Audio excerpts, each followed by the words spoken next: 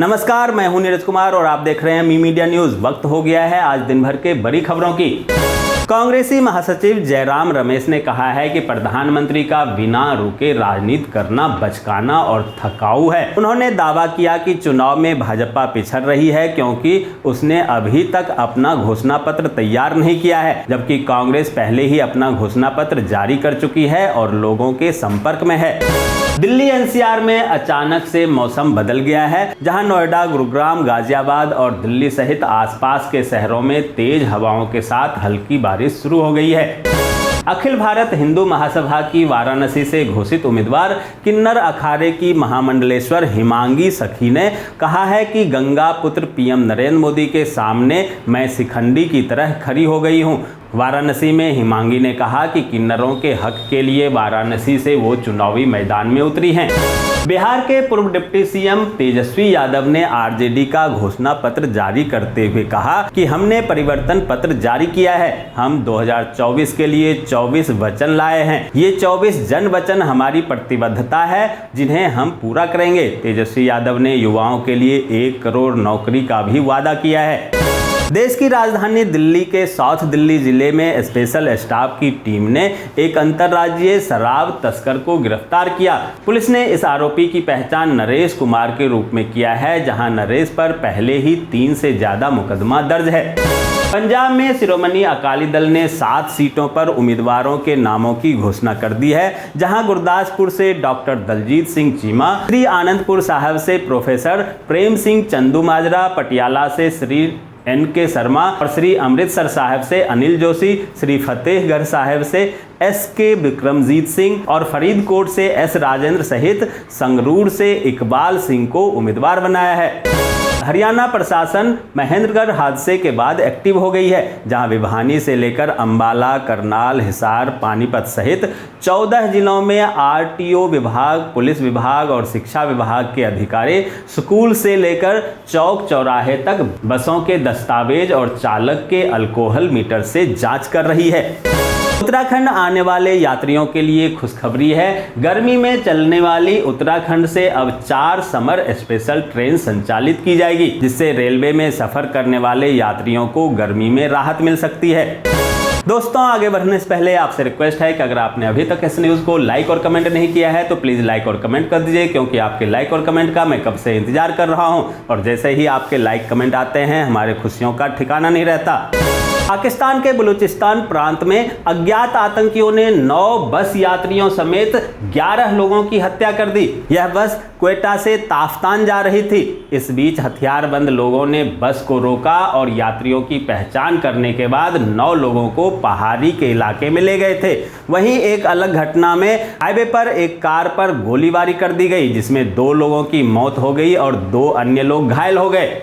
PM Narendra Modi ने बीते दिनों देश के टॉप गेमर्स के साथ बातचीत की थी, जिसका वीडियो आज साझा किया गया। इस दौरान पीएम ने उनके कई सवालों का मजेदार अंदाज में जवाब दिया। वहीं पीएम ने इन गेमरों के साथ ऑनलाइन गेमिंग में हाथ भी आजमाया।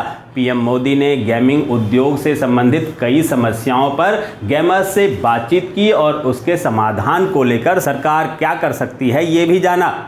कांग्रेसी महासचिव प्रियंका गांधी वाड्रा आज उत्तराखंड के रामनगर में जनसभा को संबोधित करने पहुंची।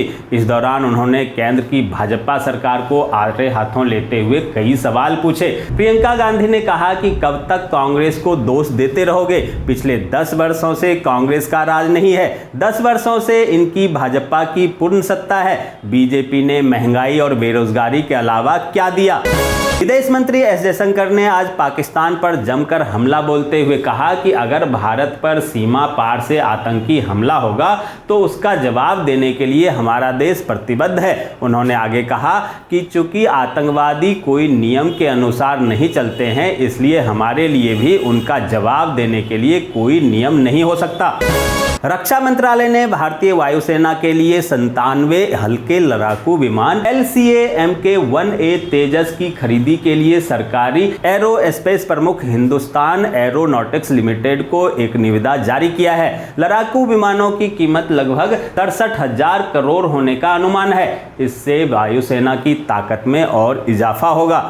अमेरिकी राष्ट्रपति जो बाइडेन ने कहा है कि ईरान इजराइल पर कभी भी हमला कर सकता है। वहीं बाइडेन ने ईरान को चेतावनी भी दी है और कहा है कि इजराइल पर हमला ना करे क्योंकि अमेरिका उसकी रक्षा के लिए खड़ा है। गुजरात में बीजेपी कैंडिडेट पुरुषोत्तम रूपाला के राजपूत समाज को लेकर दिए गए बयान पर घमासान जारी है। जहां कई शहरों में प्रदर्शन हो रहे हैं, वहीं महिलाएं जौहर करने की धमकी दे रही है। इस बीच राजपूत करनी सेना ने देश भर में मुहिम छेड़ने की चेतावनी दी है, जहां राजपूत समाज रूपाला का टिकट काटने की मांग पर अड़े हैं। राजस्थान में लोकसभा चुनाव का प्रचार अभियान जारी है, जहां प्रदेश की राजसमंद सीट से भाजपा ने उदयपुर राजघराने की बहू महिमा सिंह मेवाड़ को टिकट दिया है। लेकिन प्रचार अभियान के दौरान महिमा सिंह कार्यकर्ता के सवाल पर बुरी तरह से भड़क उठी और बोली, आपको वोट देने की कोई जरूरत नहीं है। बदलते मौसम की वजह से अगर आप सर्दी खांसी से परेशान हैं तो हाइड्रेशन का पूरा ध्यान रखें। गर्मी के मौसम में हाइड्रेशन रहने के लिए खूब सारे तरल पदार्थ का सेवन करें, पानी पिएं, हर्बल चाय या फिर सूप का सेवन करें। इससे खराश में शांति मिलती है और कफ के जमाव को भी कम करने में मदद मिलता है।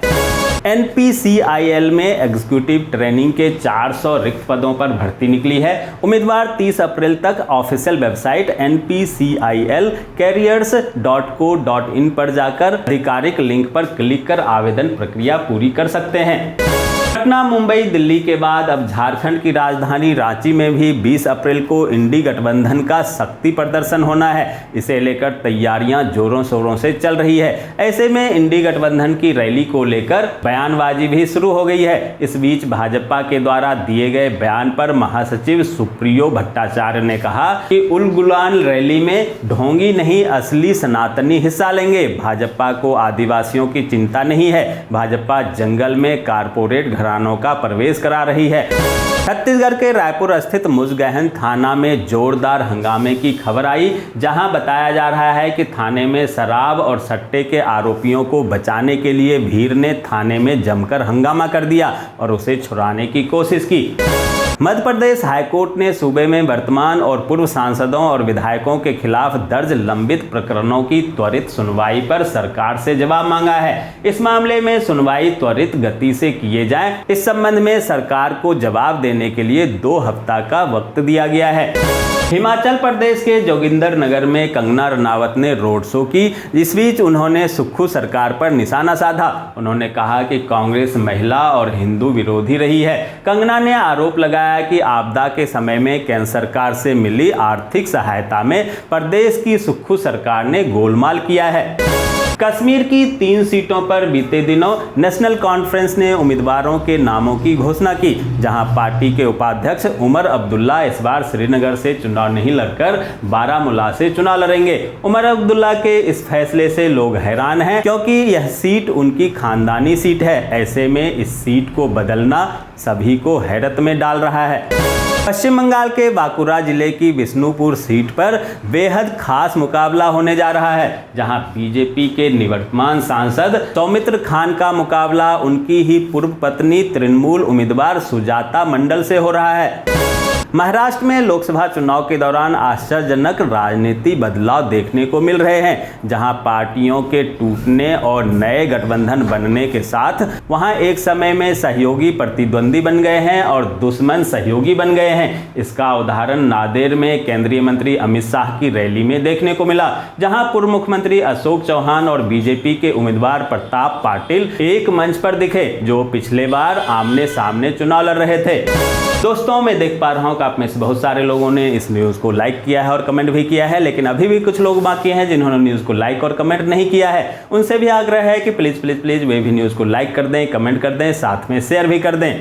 तो ये थी आज दिन भर की बड़ी खबरें। ऐसे ही खबरों से अपडेट रहने के लिए चैनल को सब्सक्राइब कीजिए, नोटिफिकेशन बेल को दबाइए, वीडियो को लाइक कीजिए और ज़्यादा से ज़्यादा शेयर कीजिए, ताकि आप और आपके जानने वाले रह सकें देश और दुनिया के तमाम खबरों से अपडेट।